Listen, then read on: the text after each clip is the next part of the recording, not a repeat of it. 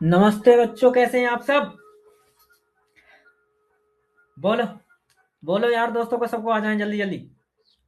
बोलो कि sir class में आ चुके हैं और सारे बच्चे क्लास में आ जाएं। ऐसा बोल दो भाई अपने सारे दोस्तों से। जल्दी जल्दी आवाज लगा दो, मधुर सर क्लास में आ चुके हैं, लिंक शेयर कर दो सारे बच्चे कि मधुर सर आ चुके हैं क्लास में। सारे बच्चे क्लास में आ जाएं। 1 मिनट।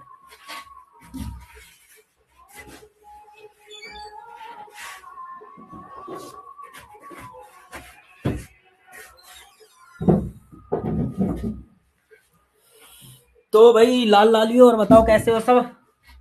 मस्त हो? बताएं जल्दी जल्दी। बोलो बेटा बोलो। जो भी बच्चे अभी तक नहीं आए हैं वो अति शीघ्र क्लास में आ जाएं। मधुर सर क्लास में आ चुके हैं।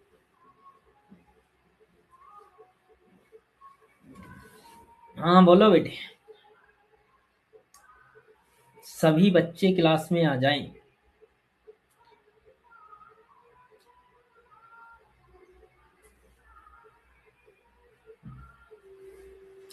क्लास लाइव हो चुकी है।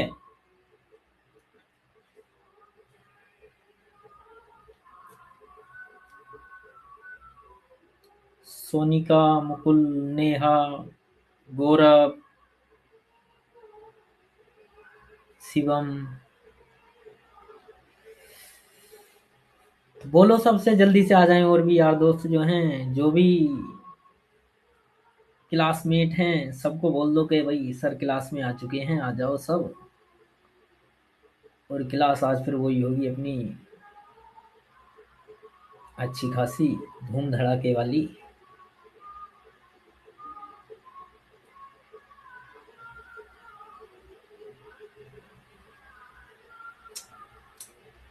तो पहले लिखे हैं बेटा, क्या आवाज और पिक दोनों क्लियर हैं? वीडियो क्लियर है क्या? बिल्कुल। आवाज क्लियर है क्या मेरी? बिल्कुल। बताएं जल्दी से। जल्दी बताएं मेरे शेरों। क्या सारी चीजें, वीडियो, आवाज, सारी चीजें बिल्कुल क्लियर हैं? हाँ बेटा। बताओ बेटे बताओ। बताओ ना बच्चों। हाँ, सोनिका क्यों नहीं बोल रही बेटा? सोनिका, बोलो बेटा। क्यों? शिवम बोलो भाई। मुकुल कहाँ गया? मुकुल। नेहा किधर है? नेहा। सारे बच्चे बोलो जल्दी जल्दी। तुम नहीं बोलोगे तो कौन बोलेगा? तुम नहीं सुनोगे तो कौन सुनेगा? हाँ।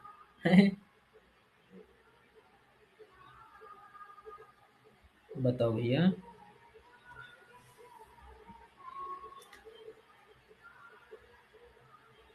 तुम ना सुनोगे तो कौन सुनेगा?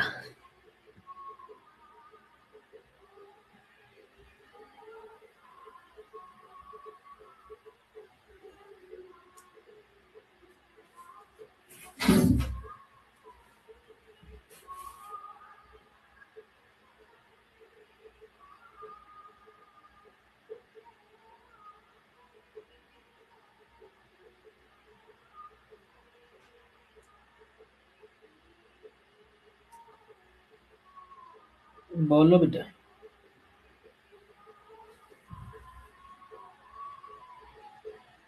चलो तो, काफी बच्चे आ चुके हैं क्लास में। बिना देरी के स्टार्ट करते हैं। तो कल हमने क्या क्या समझाया था, आप सभी को याद होगा बिल्कुल अच्छे से। याद है क्या क्या कराया था मैंने?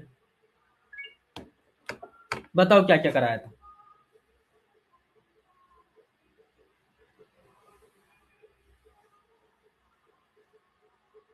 बोलो बेटा क्या क्या कराया था, सर ने क्या क्या कराया था तुम्हें कल?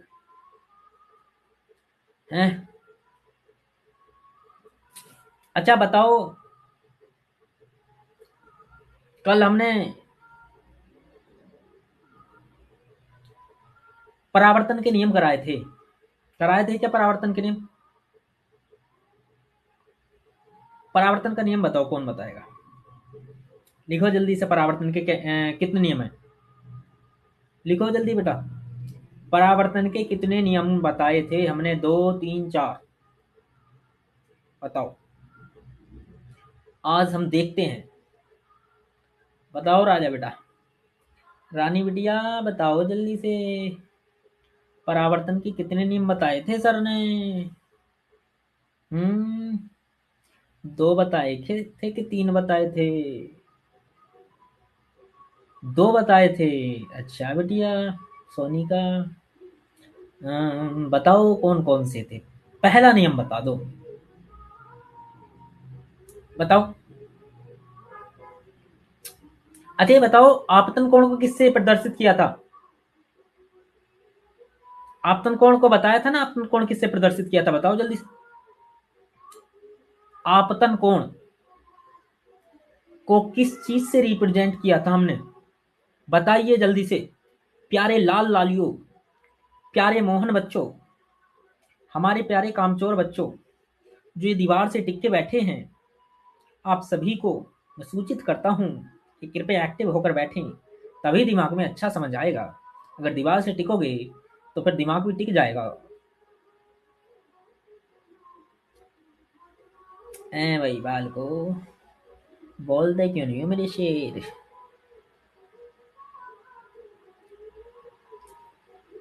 चलो, मैं बता देता हूं। परावर्तन के 2 नियम पढ़े थे हमने। पहला नियम था आपतित किरण, परावर्तित किरण तथा आपतन बिंदु पर अभिलंब। क्या बोला मैंने? आपतित किरण, परावर्तित किरण, आपतन बिंदु पर अभिलंब, तीनों एक ही तल में स्थित होते हैं। दूसरा था, क्या था? दूसरा था, क्या था? आपतन कोण का मान, वो सर आपने बताया तो था ऐसा कुछ। आपतन कोण का मान सदैव परावर्तन कोण के बराबर होता है, अर्थात angle i equals to angle r. आपतन कोण बराबर परावर्तन कोण। ठीक है राजा बेटा, क्लियर है क्या ये बात? अच्छा, इसके बाद जो हमने इससे पहले बताया था, परावर्तन कितने प्रकार का होता है? कितने प्रकार का होता है परावर्तन? 2 प्रकार का, नियमित और अनियमित। नियमित परावर्तन क्या था? जिसमें जिसमें जिसमें प्रकाश की किरणें समांतर आती हैं और समांतर जाती हैं, नियमित परावर्तन होता है। जिसमें आती तो समांतर हैं लेकिन अनियमित रूप से बिखर जाती हैं, तो वो क्या होता है? अनियमित परावर्तन होता है। तो बिना डिले के मैं जरा तुम्हें पेज शेयर कर लेता हूं और आगे हम क्लास स्टार्ट करते हैं।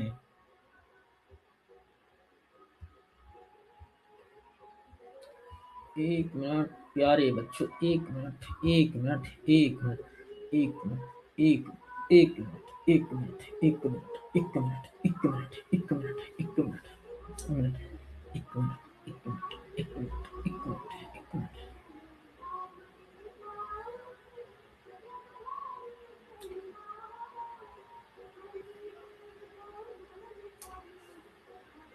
तो कल राजा बेटा हमने यहां तक पढ़ लिया था।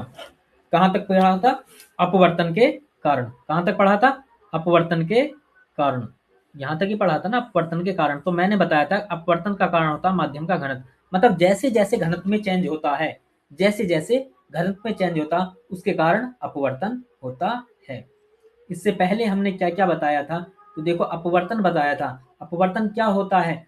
जब कोई प्रकाश की किरण, जब कोई प्रकाश की किरण एक माध्यम से दूसरे माध्यम में जाती है। क्या बोला था हमने? लेकिन मैंने पेज शेयर नहीं किया है आपको अभी, तो मैं पेज शेयर कर देता हूं।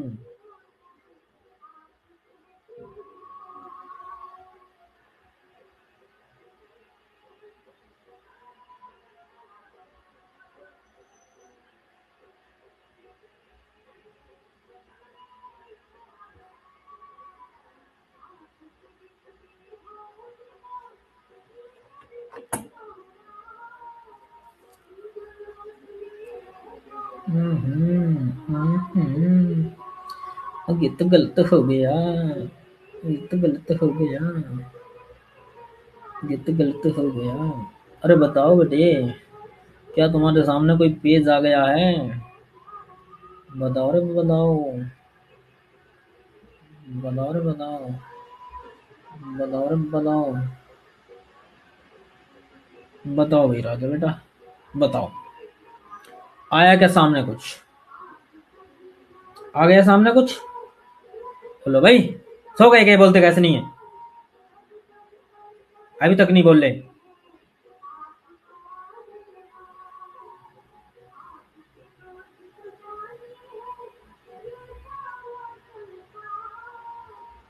तो कल हमने पढ़ा था अपवर्तन बेटा, है ना?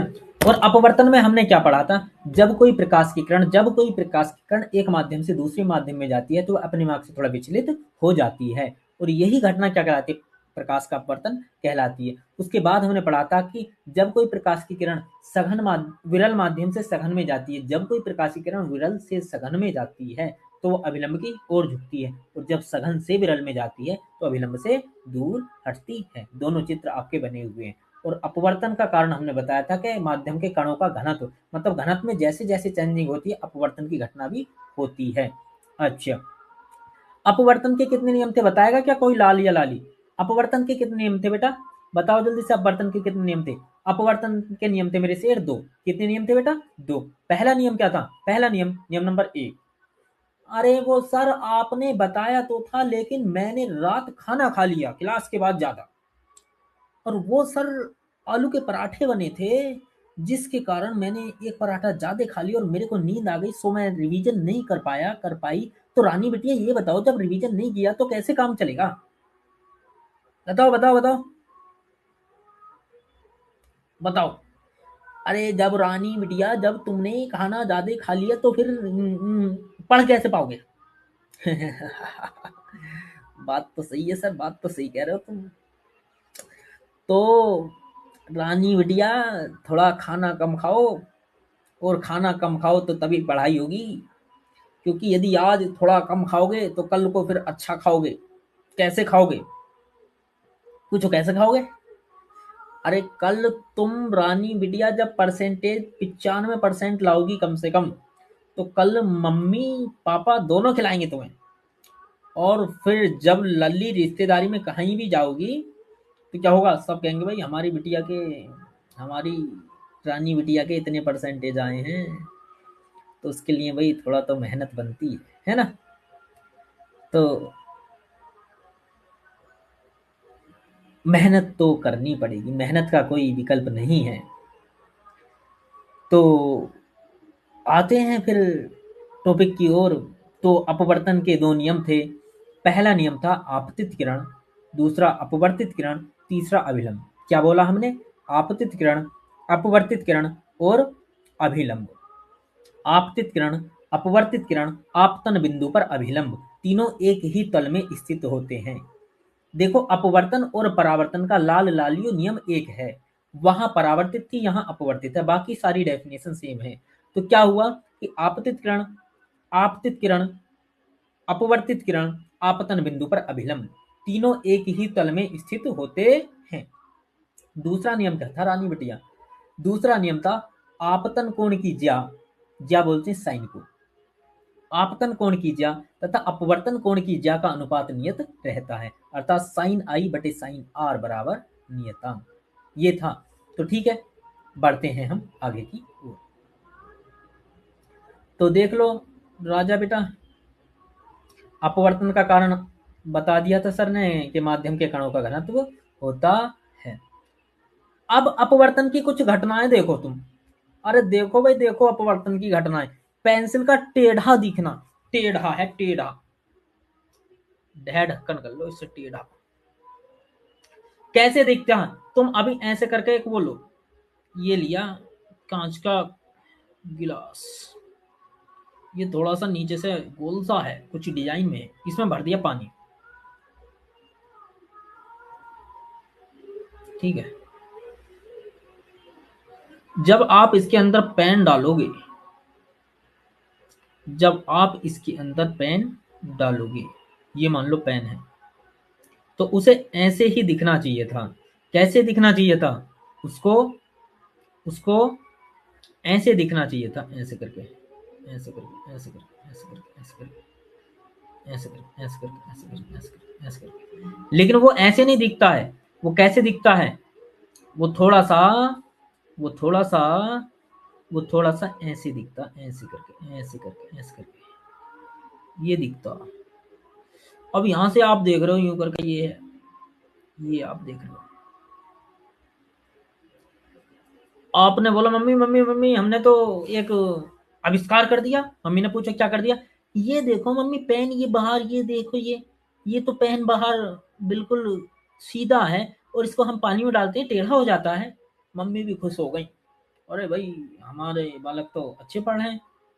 हाँ, तो ये टेढ़ी नहीं हुई, ये अपवर्तन हुआ, अपवर्तन लाली, अपवर्तन हुआ बेटा, अपवर्तन। ये कोई खेल ना हुआ। क्या है ये? अपवर्तन। तो बेटा किसके कारण दिखाई दिया टेढ़ा? अपवर्तन के कारण। क्यों? क्योंकि बाहर है इसके वायु। बाहर क्या है? वायु। और अंदर क्या है? जल। अंदर है जल। तो जब प्रकाश की किरण, वायु क्या है? विरल, और जल क्या है? सघन। तो जब विरल से सघन में जाती है तो अभिलंब की ओर झुक जाती है, और अभिलंब की ओर झुकी है तो पेन टेढ़ा दिखाई देने लगा है। क्या बात समझ में आ गई? तो अपवर्तन की बेटा पहली घटना क्या है? पेंसिल का टेढ़ा दिखाई देना। अपवर्तन की पहली घटना क्या है बेटा? पेंसिल का टेढ़ा दिखाई देना। बोलो, बात समझ में आ गई नहीं? अच्छा, तारों का टिमटिमाना देखा होगा तुमने कि रात को जो तारे होते हैं वो टिमटिमाते हुए दिखते हैं। क्यों दिखाई देते हैं? वो भी अपवर्तन की घटनाएं हैं। क्योंकि एटमॉस्फेयर में तुम्हें पता है कि वायुमंडल में धूल, धुएं, कण, ऐसी बहुत सारी चीजें हैं, वाटर ड्रॉपलेट्स हैं छोटी छोटी।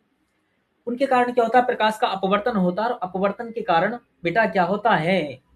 तारे टिमटिमाते हुए प्रतीत होते हैं। उनमें कोई मास्टर आईसी, पावर आईसी नहीं होती है जो उसके करंट को रेगुलेट करके वो टिमटिमाए। वहां आईसी नहीं होती है। अरे वो सर, तो हमारे घर तो दीपावली पे जो माला लगाई थी वो तो टिमटिमा रही थी, उसमें तो कहीं अपवर्तन नहीं था। नहीं राजा बेटा, उसमें जो तुमने माला देखी होगी दीपावली पे, उसमें एक पावर आईसी लगी हुई थी, एक बॉक्स होता है छोटा सा। अरे वो सर था तो सही, मैंने भी बटन दबाया था उसका। हाँ रानी बिटिया, वही जो था, उसमें पावर आईसी थी, वो उसके करंट को रेगुलेट कर रही थी, वहां प्रकाश का अपवर्तन नहीं था। दीपावली पे जो तुम्हारे घर माला लगी थी उसमें प्रकाश का अपवर्तन नहीं था। वो फिर किसका कमाल था? पावर आईसी का। तो फिर सर, तारों में पावर आईसी नहीं? नहीं बेटा नहीं रानी बेटिया, नहीं। तारों में वो नहीं है पावर आईसी। तारों में प्रकाश के अपवर्तन का कारण है। बात समझ में आ गई? तो जो तारे टिमटिमाते हुए प्रतीत होते हैं, वो राजा और रानी बिटिया, राजा बाबू, वो क्यों दिखाई देते हैं? वो प्रकाश के अपवर्तन के कारण होता है ऐसा। बात तो समझ में आ गई? अब देखो, सूर्य उदय व सूर्यास्त के समय सूर्य क्षितिज से नीचे दिखाई देता है। उसका कारण भी क्या है? प्रकाश का अपवर्तन होता है। और तालाब में गहराई कम दिखाई देती है। तुम भाई सुबह ही वैसे तो नहाते नहीं हो, खैर अब तो ठंड चल रही है, तो मान लो किसी ने, मम्मी ने डांटा कि बेटे नहा ले, 8 दिन हो गए हैं, पिछले जुम्मे को नहाए, अब फिर नहा लो। तो तुमने फिर भी कोशिश की, चलो 12 में नहाई आते हैं गर्म पानी में। और नहाने गए, देखा भाई जो पूल है उसमें तो गहरा नहीं है। नहा लेते हैं, और जैसे ही अंदर धसे पता चला वो तो बहुत ज्यादा गहरा है। और तुम्हें देखने में, तुम अरे भाई ये तो बाहर से कम गहरा लग रहा था, अब अंदर आए तो ज्यादा गहरा। तो उसका रीजन भी बेटा क्या होता है? प्रकाश का अपवर्तन होता है। तो बात समझ में आ गई क्या? राजा बेटा, बात समझ में आ गई क्या चारों? तो अपवर्तन की हमने 4 घटनाएं देख ली। कौन कौन सी राजा बेटा? पेंसिल का टेढ़ा दिखाई देना। अच्छा सर, दूसरी बताओ। लो जी, पहली। दूसरी सर, तारों का टिमटिमाना। अच्छा, तीसरा, सूर्योदय सूर्यास्त के समय सूर्य का क्षितिज से नीचे दिखना। और चौथा क्या है राजा बेटा? वो तालाब में गहराई का कम दिखाई देना। ये सभी अपवर्तन की घटनाएं हैं। बात समझ में आ गई क्या? तो जल्दी जल्दी अब हमारे लाल लाली, जल्दी से कमेंट करके बताओ। जल्दी बताओ, समझ में आ गया का? जल्दी बोलो, जल्दी बताओ। यशपाल बहुत लेट आए हो भाई, यशपाल कहाँ थे अब तक? यशपाल इतनी लेट क्यों आए? जल्दी से बताएं, कहाँ थे? वरना मैं ऑनलाइन, देखो पेन निकाल के, और मैं कैमरे में से बच्चों की पिटाई कर देता हूँ, तुम्हें पता नहीं है अभी। जल्दी बताओ यशपाल कहाँ थे बेटे? बताओ मेरा शेर, बहुत लेट आए हैं, बताओ। अभी तो फंसे हो। तो बताओ बेटा, अपवर्तन की चारों घटनाएं समझ आई क्या? जल्दी बोलते कैसे नहीं है, आंसर दें जल्दी से, फास्ट, कम ऑन फास्ट, बताओ बेटे। अरे मेरे शेर बोलो, तो क्लास में आनंद आ रहा, समझ में नहीं आ रही क्लास, बताओ मुझे, कमेंट करो, कमेंट करो, जितने बच्चे ऑनलाइन है सारे बच्चे कमेंट करो, बोलो, मैं देख रहा हूँ, कमेंट देख रहा हूँ तुम्हारे पहले।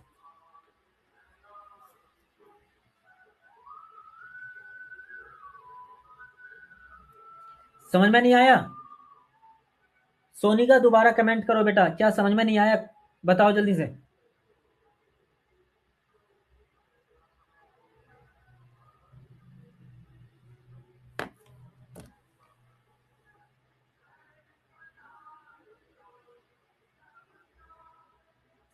बेटा दोबारा से सुनो, मैं एक बार फिर रिपीट करता हूं, बच्चे कमेंट नहीं कर पा रहे हैं। अपवर्तन के दो नियम थे, अभी जो मैंने पढ़ाया। पहले नियम, आपतित किरण, अपवर्तित किरण, आपतन बिंदु पर अभिलंब। आपतित किरण, अपवर्तित किरण, आपतन बिंदु पर अभिलंब, तीनों एक ही तल में स्थित होते हैं। बात नंबर एक।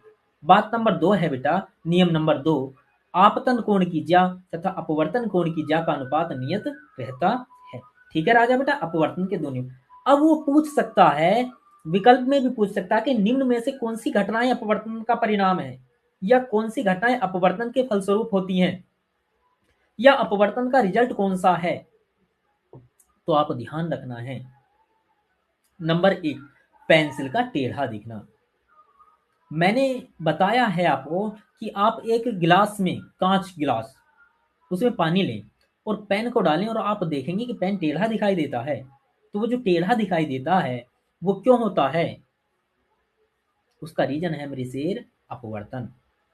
दूसरा, हमने देखा होगा रात को कि जो तारे होते हैं वो टिमटिमाते हुए प्रतीत होते हैं। तो बेटा जो तारों का टिमटिमाना होता है वो भी अपवर्तन की घटना का ही एक परिणाम है। ठीक है मेरे लाल हैं। अच्छा, इसके अलावा जो सूर्योदय और सूर्यास्त, सूर्योदय मतलब जिस टाइम सूर्य निकलता है, और सूर्यास्त मतलब छिपना। सूर्य जब अस्त होता है, सूर्य छिपता है, तो सूर्य के सूर्यास्त के समय जो सूर्य होता है वो क्षितिज के नीचे होने पर भी दिखता है। उसका कारण क्या है, वो भी अपवर्तन की घटना है। और चौथा क्या है कि जो तालाब होता है, तालाब में आप देखोगे कि जो पानी है उसमें आप बाहर से देखो, तो जब बाहर से देखेंगे बेटा तो वो ऐसा प्रतीत होता है कि, मेरे शेर, कैसा प्रतीत होता है कि कि कैसा, कि पानी ज्यादा नहीं है, मतलब गहराई कम है। लेकिन जैसे ही आप अंदर धसे पानी में, पता चलता कि आपके तो गले तक पानी आ गया।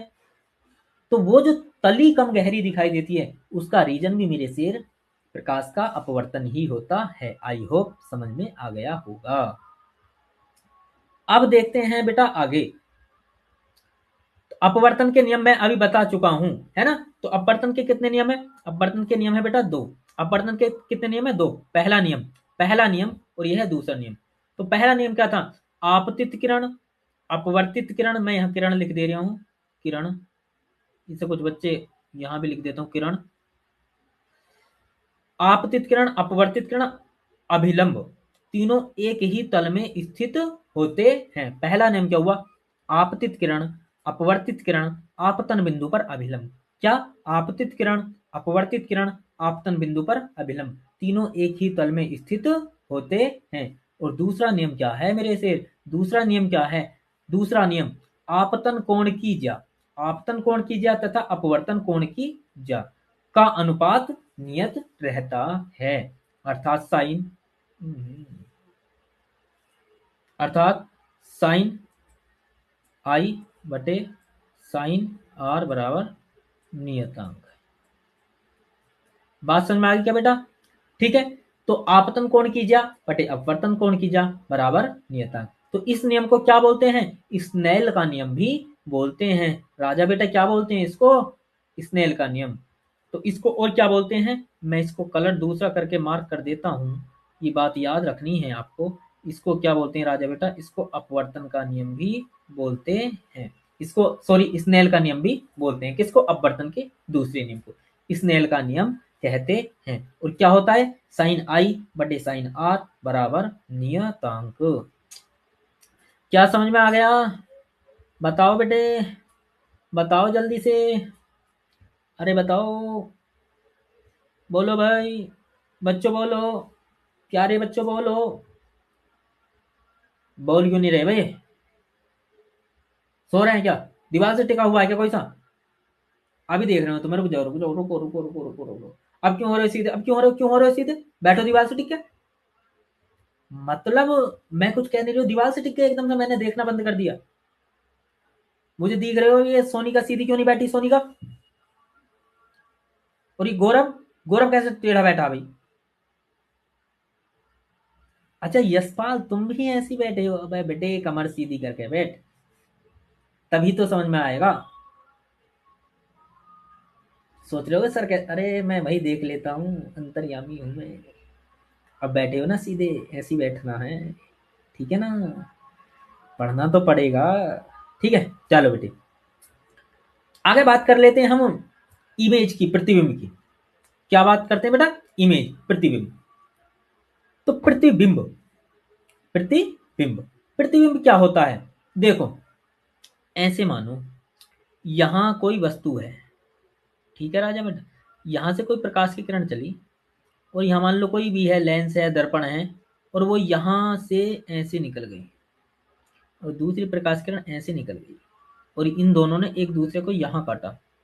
यहाँ मान लो ये इसका मुख्य अक्ष था, तो यहाँ जो इससे ये जो लंब डाला ये वाला, colour change, colour is change, and ये जो है ये बेटा ये इस वाली वस्तु का प्रतिबिंब होगा, ये वाला इस वस्तु का प्रतिबिंब होगा, ये वाला, ठीक है। यहाँ से यहाँ तक ये क्या है? प्रतिबिंब। ये क्या है? प्रतिबिंब। ये है वस्तु। दूसरा चित्र ऐसे मान लो कोई दर्पण है और यहाँ ऐसे करके वस्तु रखी है। पहली प्रकाश की किरण भेज दो, ये ऐसे करके ये चली गई, लो जी लो। दूसरी प्रकाश की किरण ऐसे भेज दो, तो यहाँ जो काटा इन दोनों ने एक दूसरे को, मैं कलर दूसरा ले लेता हूँ, यहाँ ये ये ये है ना ये बेटा, ये इस वाली वस्तु का प्रतिबिंब होगा। तो ये क्या है? प्रतिबिंब। ये क्या है? ये है वस्तु, ठीक है। तो ये प्रतिबिंब है, ये प्रतिबिंब है, ये वस्तु है, ये वस्तु है। तो यहाँ क्या है? यहाँ है अपवर्तित किरणें, अपवर्तित। यहाँ मान लो अगर जो कोई लेंस हो, ऐसा करके यहाँ लेंस बना लो, और ये क्या है? ये है परावर्तित, परावर्तित। तो डेफिनेशन क्या हुई? जब किसी वस्तु से चलने वाली प्रकाश की किरणें, ये वस्तु है ना, किसी वस्तु से चलने वाली प्रकाश की किरणें अपवर्तन या परावर्तन के पश्चात, किसी वस्तु से, ये वस्तु है ना, किसी वस्तु से चलने वाली, किसी वस्तु से चलने वाली, चलने वाली, किसी वस्तु से चलने वाली अपवर्तित या परावर्तित किरणें, अपवर्तित हो या परावर्तित किरणें हो, अपवर्तित हो या परावर्तित किरणें हो, जिस बिंदु पर मिलती हैं, जिस बिंदु पर मिलती हैं या मिलती हुई प्रतीत होती हैं, जिस बिंदु पर मिलती हैं या मिलती हुई प्रतीत होती हैं, क्या कहलाता है? प्रतिबिंब कहलाता है। तो क्या हुआ बेटा? किसी वस्तु से चलने वाली प्रकाश की किरणें अपवर्तन या परावर्तन के पश्चात, किसी वस्तु से चलने वाली प्रकाश की किरणें अपवर्तन या परावर्तन के पश्चात जिस बिंदु पर मिलती हैं या मिलती हुई प्रतीत होती हैं, जिस बिंदु पर मिलती हैं या मिलती हुई प्रतीत होती हैं, क्या कहलाता है मेरे शेर? प्रतिबिंब कहलाता है। इमेज कहते हो ना भाई, ओ मैंने ब्यूटी प्लस में खींची, ब्यूटी प्लस में, और सर ये थोड़ा सा साफ नहीं आई, इमेज साफ नहीं है। अरे तुमसे को फोटो खींचना आता, ये इमेज देखो कितनी गंदी है। तो इमेज क्या होता है? प्रतिबिंब। इमेज क्या होता है? आज क्या ना जरा मोबाइल में अपना प्रतिबिंब दिखाइयो, तो कहेंगे किस मास्टर क्लास ली भाई, प्रतिबिंब, इमेज को प्रतिबिंब बोलने लगे, फोटो को प्रतिबिंब बोलने लगे। तो इमेज क्या होता है बेटा? प्रतिबिंब होता है। अच्छा, तो क्या बोला सर ने? जहां दो अपवर्तित या परावर्तित किरणें एक दूसरे को मिलती हैं या काटती हैं, काटती हुई प्रतीत होती हैं, मेरे सिर क्या कहलाता है? प्रतिबिंब कहलाता है। ठीक है राजा बेटा, ठीक है ना? चलो, अब प्रतिबिंब कितने प्रकार के होते हैं? प्रतिबिंब कितने प्रकार के होते हैं राजा बेटा? दो प्रकार के होते हैं। कितने प्रकार के? दो प्रकार के। पहला क्या है? वास्तविक, और दूसरा क्या है? आभासी। पहला क्या है? वास्तविक, पहला क्या है? वास्तविक, और दूसरा क्या है? आभासी। दूसरा क्या है? आभासी। तो प्रतिबिंब कितने प्रकार के होते हैं? दो प्रकार के। पहला वास्तविक, दूसरा आभासी। पहला वास्तविक, दूसरा आभासी। वास्तविक प्रतिबिंब किसे कहते हैं ये आप बता दीजिएगा। तो वास्तविक प्रतिबिंब राजा बेटा वो होता है, वास्तविक प्रतिबिंब वो होता है यदि किरणें वास्तव में मिलती हैं, वास्तव में मिले। किरणें यदि वास्तव में मिलती हैं तो प्रतिबिंब वास्तविक होगा, और मिलती हुई प्रतीत होती हैं, मिलती हुई प्रतीत होती हैं, तो उसे क्या कहते हैं? आभासी प्रतिबिंब। तो राजा बेटा समझ में आ गया क्या वास्तविक प्रतिबिंब क्या होता है और आभासी प्रतिबिंब क्या होता है? यदि प्रकाश की किरणें अपवर्तन या परावर्तन के पश्चात, क्या बोला राजा बेटा? यदि प्रकाश की किरणें अपवर्तन या परावर्तन के पश्चात वास्तव में मिलती हैं, यदि प्रकाश की किरणें परावर्तन या अपवर्तन के पश्चात वास्तव में मिलती हैं तो उसे क्या बोलते हैं? वास्तविक प्रतिबिंब कहलाता है। और यदि मिलती हुई प्रतीत होती है, मिल नहीं रही है लेकिन मिलती हुई प्रतीत हो रही है, तो उसे बोलते हैं राजा बेटा आभासी प्रतिबिंब। बताओ प्यारे बच्चों कमेंट करके, क्या सर ने जो बताया वो समझ में आया नहीं? यदि किरणें वास्तव में मिलती हैं तो प्रतिबिंब वास्तविक होगा, यदि मिलती हुई प्रतीत होती हैं तो प्रतिबिंब आभासी होगा। ऐसा समझ में आया या नहीं? जल्दी जल्दी बता दो, जल्दी जल्दी बता दो भाई। बताओ बताओ जल्दी से बताओ भाई, बताओ भाई, बोलो बेटा। अरे कुछ तो बोलो भाई, सो गए क्या? अरे फिर दीवार से टिक गए क्या? अभी तो मैंने डांटा था तुम्हें। बोलते क्यों नहीं हो? बोलो बोलो बोलो, समझ में आ गया? बोलिएगा, आप जरा जल्दी जल्दी बोलिएगा। यशपाल कहाँ सो रहा है? और ये सोनी का अभी बेटा काम करने लगी क्या? ये सो गई। हेलो सोनी का। और ये मुकुल सो रहा है क्या? यदि मुकुल सो रहा हो तो उसके घर वाले उसको उठाने का कष्ट करें। नेहा यदि सो रही हो तो उनके घर वालों से भी मेरा आग्रह है कि वो नेहा को उठाने का कष्ट करें, क्योंकि मधुर सर क्लास में नेहा को ढूंढ रहे हैं। वो अभी तक उनका कमेंट नहीं मिला है। बताओ जल्दी जल्दी। अरे राजा बेटा समझ में आया नहीं? आ गया नहीं? चलो देखते हैं आगे। अब बात करते हैं भाई दर्पण की। किसकी बात करते हैं भाई? दर्पण की। आज बात करेंगे दर्पण की। दर्पण क्या होता है?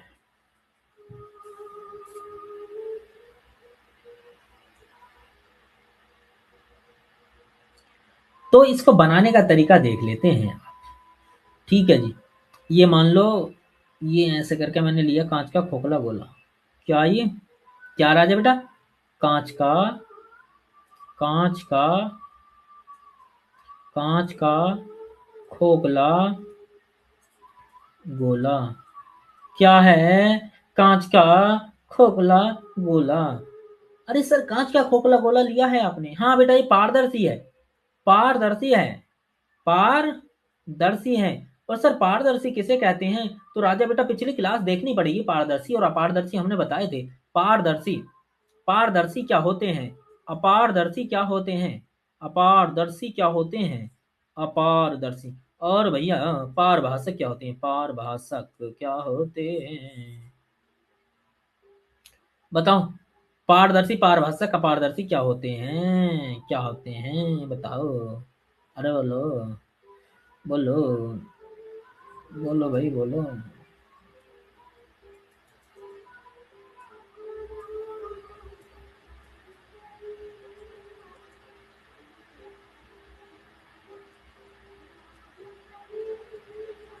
अरे हो जाए भाई।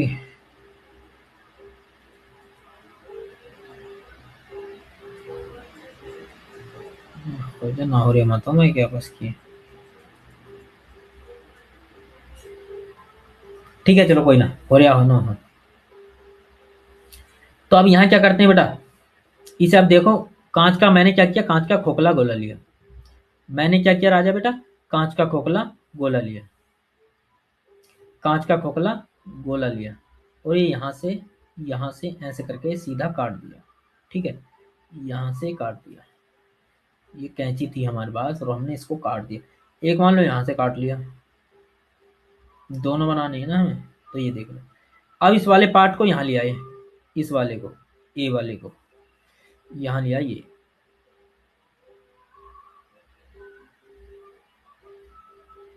ठीक है जी, ये लिया यहाँ को, और इस वाले को उठा के यहाँ ले आए, ठीक है जी। चलो, अब इनके सिरों पर क्या कर लिया हमने, पेंट कर दिया। क्या कर दिया, पेंट कर दिया। यहाँ भी कर दिया, यहाँ भी कर दिया, ठीक है। यहाँ ये किसका है, लाल ऑक्साइड, दोबारा से लिख देता हूँ, लाल ऑक्साइड, पारे की कलई। ये दोनों पेंट किस किस के हैं, लाल ऑक्साइड और पारे की कलई। और दूसरा पृष्ठ जो ये वाला, ये वाला, ये क्या है, परावर्तक पृष्ठ, ठीक है राजा बेटा, ये क्या है, परावर्तक पृष्ठ। तो बात समझ में आ गई। मतलब हमने क्या किया, ये वाला पृष्ठ यदि यहाँ मैं बना दूं, तो ये वाला देखो इसके इस वाले सिरे पर पेंट कर दिया, ये अलग कर लिया मान लो, ये, और इधर इसके पे कर दिया, इधर यहाँ कर दिया, इस पे यहाँ ऐसे। किस किस का है, लाल ऑक्साइड, पारे की कलई। तो लाल ऑक्साइड और पारे की कलई का पेंट कर दिया, ये क्या बन गए, दर्पण बन गए। अच्छा बेटा, तो ये क्या बन गए, दर्पण। तो अब दर्पण को बनाने के लिए क्या होता है, ये कौन सा था, गोलीय दर्पण। कौन सा था, है गोलीय दर्पण। तो दर्पण सबसे पहले याद रखो कितने प्रकार के होते हैं, समतल और एक होता है गोलीय। तो हमने ये जो कौन सा सीखा है, गोलीय। गोलीय क्यों सीख है, ये क्योंकि गोल है। समतल क्या होगा, वो सीधा होगा, समतल होगा, है ना।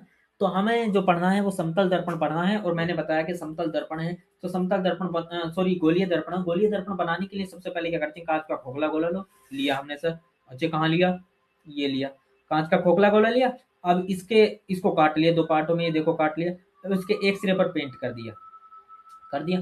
और दूसरा सिरा क्या है, परावर्तक पृष्ठ है। तो जिस पर पेंट है उस तो बेकार हो, उधर तो बंद हो गया। दूसरा पृष्ठ जो वो क्या, परावर्तक पृष्ठ है। तो ऐसे बनाया जाता है दर्पण। तो डेफिनेशन क्या हुई, गोलीय दर्पण कांच के खोखले गोले का कटा हुआ एक भाग होता है। गोलीय दर्पण, क्या बोला मैंने लाल लालियो, गोलीय दर्पण कांच के खोखले गोले का एक कटा हुआ भाग होता है। गोलीय दर्पण कांच के एक खोखले गोले का कटा हुआ भाग होता है, जिसके एक पृष्ठ पर लाल ऑक्साइड पारे की कलई का पेंट किया जाता है, जिसके एक पृष्ठ पर लाल ऑक्साइड और पारे की कलई का पेंट किया जाता है। और दूसरा पृष्ठ क्या होता है, परावर्तक पृष्ठ कहलाता है। दूसरा पृष्ठ क्या कहलाता है, परावर्तक पृष्ठ कहलाता है। बात समझ में आई, क्या बोला, गोलीय दर्पण कांच के एक खोखले गोले का कटा हुआ भाग होता है, जिसके एक पृष्ठ पर लाल ऑक्साइड एवं पारे की कलई का पेंट किया जाता है, और दूसरा पृष्ठ परावर्तक पृष्ठ कहलाता है। ये हो गई बात क्लियर। अब तुम मुझे बताओ, क्या गोलीय दर्पण समझ में आया, क्या नहीं आया। समझ में आया हो तो जल्दी से मुझे बता दें कि हाँ सर समझ में आ गया है गोलीय दर्पण। बताओ भाई, गोलीय दर्पण बताइए जल्दी जल्दी मुझे, बताइए, बता दीजिए जल्दी जल्दी मुझे, गोलीय दर्पण बता दीजिए। अब ऐसा हो गया क्या, बताते कैसे नहीं है, ये दो चार वाले की बोल रहे हैं बस, बाकी और बोलते नहीं है। बोलो जल्दी,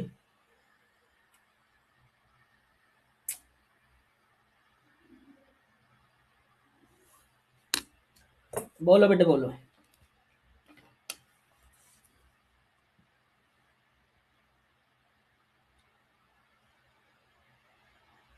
बताओ भाई।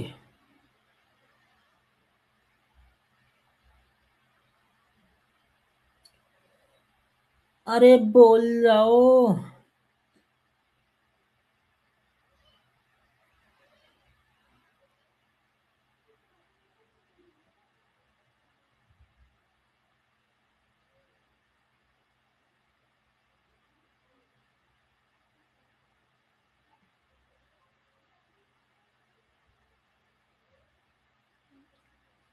बोलो भाई।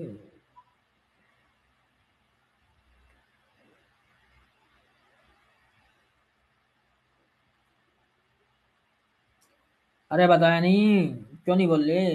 बता दिया बता दिया। गौरव बोल रहे हैं। ये सोनिका भी नहीं बोल रही हैं।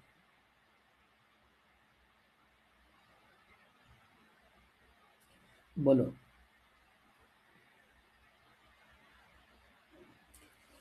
तो तुम्हें आज कुछ सुनाता हूँ। इस नदी की धार में, कि इस नदी की धार में ठंडी हवा आती तो है। इस नदी की धार में ठंडी हवा आती तो है। नाव जर्जर ही सही लहरों से टकराती तो है। एक चिंगारी कहीं से ढूंढ लाओ दोस्तों। एक चिंगारी कहीं से ढूंढ लाओ दोस्तों। इस दिए में तेल से भीगी हुई बाती तो है। दोबारा से सुना तो, कि इस नदी की धार में ठंडी हवा आती तो है। नाव जर्जर ही सही लहरों से टकराती तो है। एक चिंगारी कहीं से ढूंढ लाओ दोस्तों। इस दिए में तेल से भीगी हुई बाती तो है। तो जो मेरे लाल मेरे शेर इस क्लास में जुड़े हुए हैं, ऐसा नहीं है उनके अंदर एनर्जी नहीं है, उनके अंदर पोटेंशियल नहीं है। ऐसा बिल्कुल नहीं है। तुम्हारे अंदर पोटेंशियल है तभी इस क्लास तक आए हो। तुम्हारे अंदर जुनून है तभी यहां तक आए हो। इस दिए में तेल से भीगी हुई बाती तो है। क्या थी लास्ट, सेकंड लास्ट, एक चिंगारी कहीं से ढूंढ लाओ दोस्तों। तो वो चिंगारी मैं दूंगा, क्योंकि तुम्हारे अंदर तेल से भीगी हुई बाती है और उसे बस चिंगारी की जरूरत है। जैसे जामवंत, नाम सुना होगा रामायण में, जामवंत। तो तुम सभी को जामवंतों की जरूरत है। वो जामवंत का काम, उस चिंगारी का काम मैं करूंगा। वो चिंगारी जब तुम्हारी बाती से जलेगी, तो तुम नहीं, परिवार नहीं, पूरा समाज, पूरा देश, पूरा राष्ट्र तुम्हारे प्रकाश से प्रकाशित होगा। तो क्यों थक कर बैठे हो? क्यों अपने आप को हारा हुआ मानते हो? तुम क्या नहीं कर सकते? अगर दुनिया में सबसे ज्यादा कोई मेहनती है और यदि कोई कुछ कर सकता है तो वो है आप। और तुम्हें खुद पर विश्वास क्यों नहीं है? मुझे तो तुम पे इतना विश्वास है।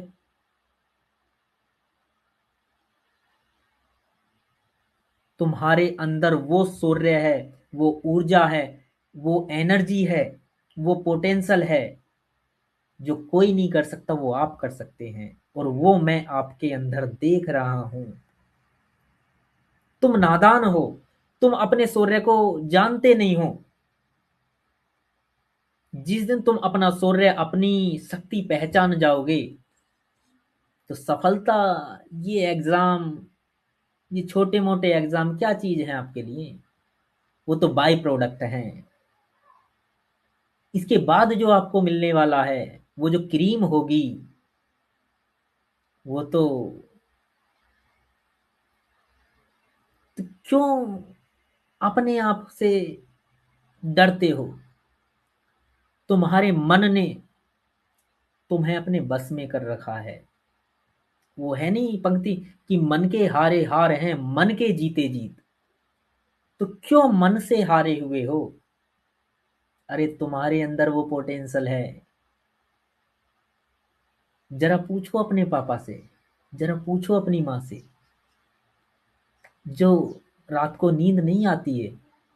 जरा पूछो अपने पापा से, उन्हें रात को नींद नहीं आती है। वो रात भर सपना देखते हैं तुम्हारे लिए। और उनका एक ही सपना है, हमारा जो राजा बेटा है, हमारी जो रानी बिटिया है, वो सक्सेस हो जाए। जरा एक बार करना उनसे अकेले में बात, और पूछना पापा से कि पापा क्या चाहते हो, या मम्मी क्या चाहती हो। तो उनका एक ही जवाब होगा, बेटा तुझे खुश देखना चाहता हूँ, तुझे सक्सेस देखना चाहता हूँ। और तुमने देखा होगा कि पापा तुम्हारे सारे शौक पूरे करते हैं। सारी चीजें, सारे शौक पूरे करते हैं। जरा सोचो एक बार, जो तुम दीवार से टिक के बैठते हो, कभी देखो पापा का संघर्ष घर से बाहर निकलकर। वो सुबह को 4 बजे उठ जाते हैं, मम्मी 4 बजे उठ जाती हैं, बेटा बेटी स्कूल जाएगी, बेटा स्कूल जाएगा, कहीं भूखा ना जाए। ठंड मम्मी को भी लगती है, मम्मी तुमसे पहले उठती हैं, क्यों? उन्हें पता है कि हमारी लाल लाली स्कूल जाएगी। और अगर मैं इस समय तक खाना नहीं बना पाई तो फिर वो पूरे दिन भूखी रहेगी। जानते हो ना माँ की ममता क्या होती है, क्या होता है पिता का प्यार।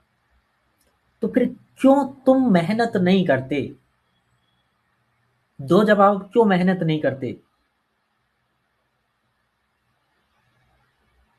बताओ, क्यों मेहनत नहीं करते? देखो ना उन माँ बाप का संघर्ष।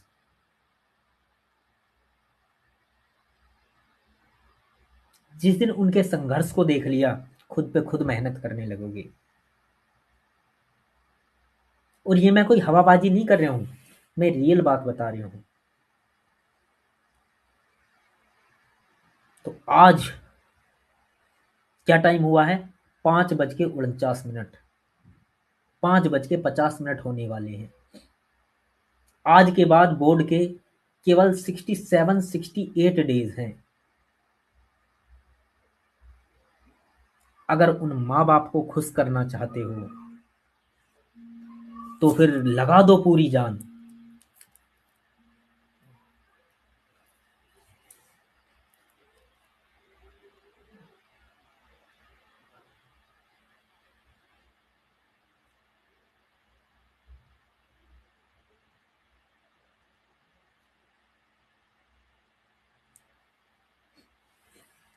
लगा दो पूरी जान।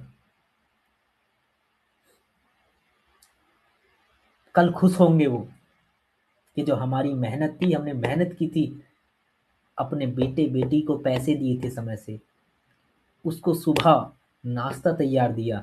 और पापा को देखा होगा, तुम किसी शादी पार्टी में जाते हो, मम्मी को देखा होगा शादी पार्टी में जाते हो, तुम्हारा क्या ऑर्डर होता है? मुझे नए कपड़े चाहिए, नए कपड़े चाहिए, जब जाऊंगा। यही होता है ना ऑर्डर। वो बाप, वो पिता,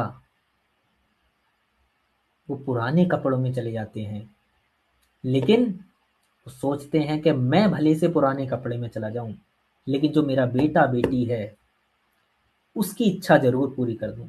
और बेटियों को तो विशेष तौर पर सोचते हैं कि भाई कल पराए घर जाएगी, दूसरे घर जाएगी, वहां दूसरा घर कैसा मिलता है, कोई उसकी इच्छा पूरी करता है या नहीं करता है।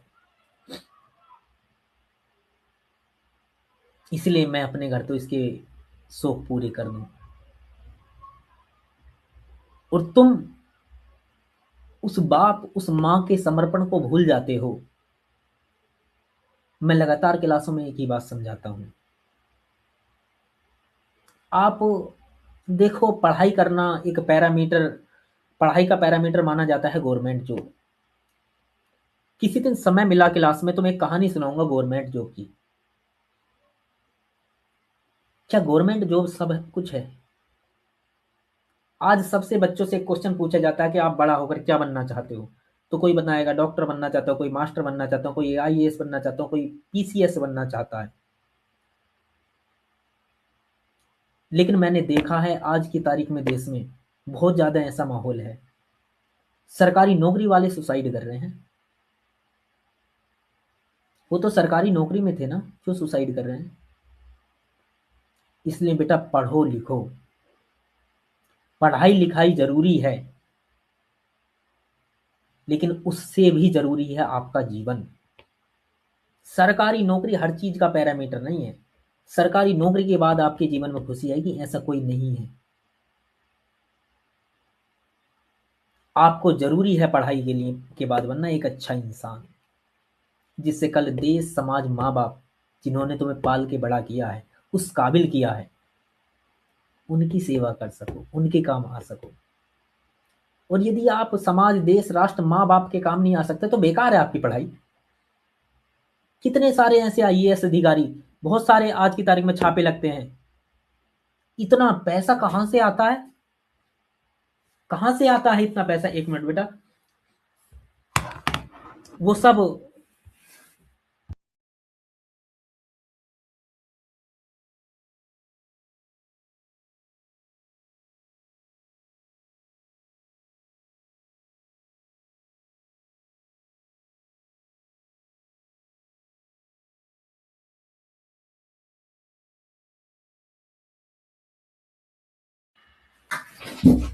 तो इतना पैसा कहां से आता है?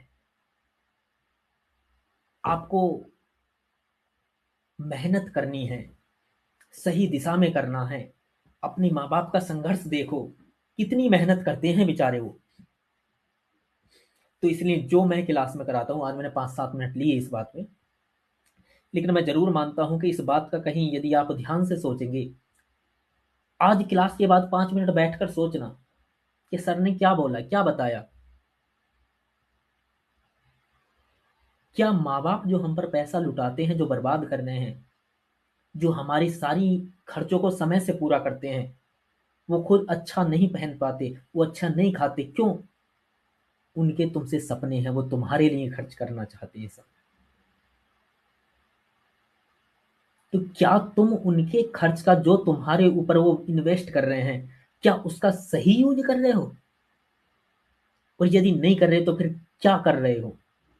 क्यों उनके सपनों, उनकी कमाई, उनकी मेहनत, उनके समर्पण को पानी में बहा रहे हो? बात समझ में आ रही है? तो इसलिए बेटा थोड़ा विचार करो, आप बहुत समझदार हो। बात थोड़ा लंबी होगी, 5-7 मिनट हो गए मुझे, लेकिन आपके अंदर मैं चाहता हूं ये बात आपको समझ आए। और कल की क्लास में, आज की क्लास के बाद आप पूरे समर्पण के साथ, पूरी ईमानदारी के साथ मेहनत करो। 70 दिन तो बाकी हैं, 70 दिन मेहनत करनी है। आपने जो कुछ भी किया कोई दिक्कत नहीं है, आज तक जो किया, लेकिन आज के बाद आप जरूर अच्छा करेंगे, ऐसा जरूर सोचना है। बात समझ में आ रही है नहीं बेटा? तो मतलब आज तक आपने जो किया कोई दिक्कत नहीं है, लेकिन अब आप अच्छा करेंगे, अब आप समाज को अच्छा देंगे, अब आप माँ बाप के सपनों पर खरा उतरेंगे। और यदि ऐसा करते हैं तो मेरा वादा है, आपके माँ बाप आपके हर सुख दुख, हर समर्पण के लिए तैयार होंगे। ठीक है बेटा? तो मैंने जो समझाया वो आपको समझ में आया होगा। गोलीय दर्पण हमने बताया। गोलीय दर्पण क्या है? गोलीय दर्पण क्या होता है? कांच के खोखले गोले का कटा हुआ भाग होता है, जिसके एक पृष्ठ पर लाल ऑक्साइड और पारे की कली का पेंट किया जाता है। दूसरा पृष्ठ परावर्तक पृष्ठ कहलाता है। गोलीय दर्पण कितने प्रकार के होते हैं? 2 प्रकार के होते हैं, समतल दर्पण और सॉरी अवतल दर्पण और उत्तल दर्पण। अवतल और उत्तल दर्पण को हम देख लेते हैं। ठीक है राजा बेटा?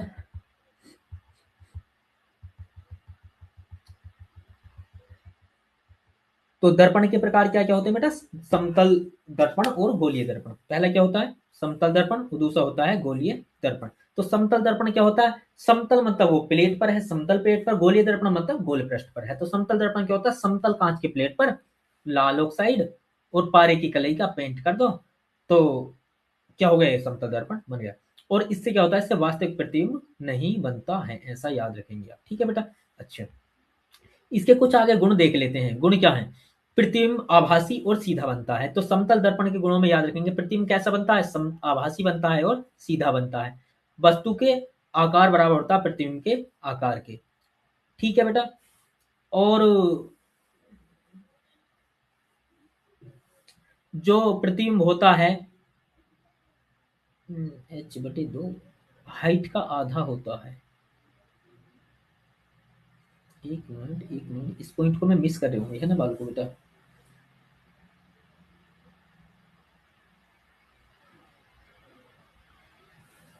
इसे मैं कल एक बार देख के बताऊंगा, यहाँ थोड़ा सा मुझे कंफ्यूजन है। ठीक है बेटा? तो प्रतिबिंब कैसा होता है समतल दर्पण में?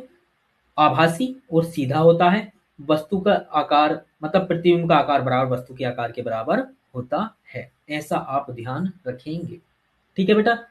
तो बाकी जो मैंने आज बताया है वो ध्यान रखना है, मेहनत के साथ पढ़ना है। कोई भी दिक्कत आए बिल्कुल बेझिझक, बिना किसी हेजिटेशन बिना किसी शर्म के आपको पूछना है।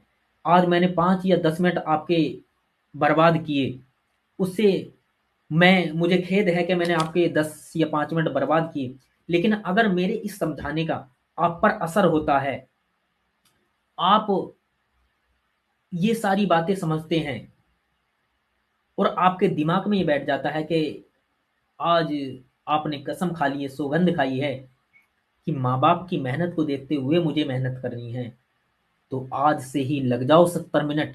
मैं चाहता हूं आपके अंदर आग लगे, आपके अंदर एक ऐसी हो रही है पीड़ पर्वत सी पिघलनी चाहिए, हो रही है पीड़ पर्वत सी पिघलनी चाहिए, इस हिमालय से कोई गंगा निकलनी चाहिए। तेरे सीने में सही या मेरे सीने में सही, हो कहीं भी आग लेकिन आग जलनी चाहिए। तो मुझे आपके सीने में आग लगानी है। यूपी बोर्ड निकट है, केवल 68 दिन है। पूरी मेहनत, ईमानदारी और निष्ठा के साथ आज तुम्हें सौगंध है कि आज के बाद हम अपना समय रील इंस्टा पर बर्बाद नहीं करेंगे, और पूरी निष्ठा के साथ, पूरी ईमानदारी के साथ माँ बाप के स्ट्रगल को देखते हुए पूरी ईमानदारी के साथ मेहनत करेंगे, जिससे बोर्ड का परिणाम इतना अच्छा आए कि हमारे माँ बाप का सीना चौड़ा हो जाए, और मैं भी फिर अपने प्लेटफॉर्म पर बुलाकर तुम्हें सम्मानित करूंगा, आई प्रॉमिस। तो मेरे से जो मेरे साथ जुड़े हुए हैं सभी मेरे प्यारे बच्चे, आप सभी से समाज, देश, राष्ट्र, माँ बाप और मुझे तो बहुत ज्यादा उम्मीद है। तो क्या आप सब बिल्कुल तैयार हैं? तो यदि तैयार हैं मेरे साथ मेहनत करने के लिए केवल 70 दिन, तो बिल्कुल कसम है, तुम्हें सौगंध है कि पूरी ईमानदारी के साथ मेहनत करनी है। माँ बाप का स्ट्रगल देखा है तो मेहनत से पढ़ेंगे। तो बाकी बेटा मिलते हैं कल, क्योंकि दूसरी क्लास है। धन्यवाद, नमस्कार, जय हिंद।